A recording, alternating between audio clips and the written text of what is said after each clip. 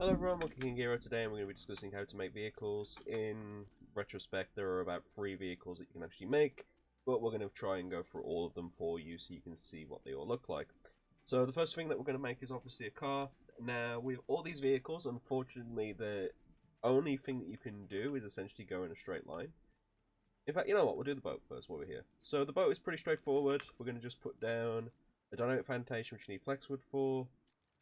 2 small thrusters on the corners because we want to go in a straight line here, and a activation switch. Now for this you're going to need a lot of blast powder, and unfortunately, especially when it comes to boats like this where we're trying to go in a straight line, say we wanted to go a different direction, we need to put another blast powder on. We can't just break it and reuse the resources here.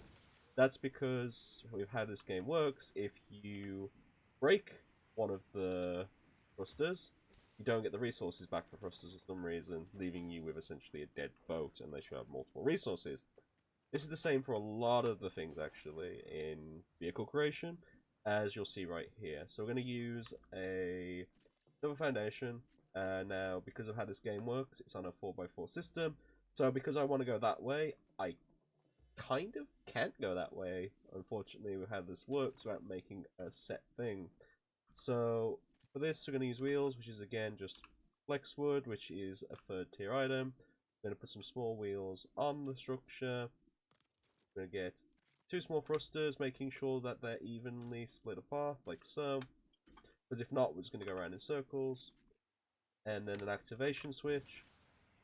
Now, as you can see, because I haven't put these evenly apart, it's going around in a circle, right?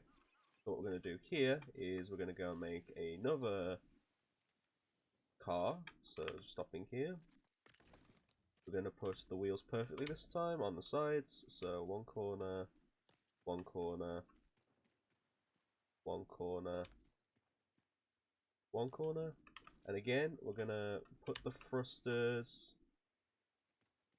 Oh, God damn it! We're going to put the thruster. Come on, game. That's centered. That's centered. That should be better. And now if we put the activation switch, you can see we're actually going in a straight line now. Again, you are going in a straight line, so if you hit anything like that, you're basically going to get taken out. And because we're using wheels, it's not like the situation with a boat where we can just slap the thruster somewhere else and it goes. It is literally a case you just have to go wherever you're going straight ahead.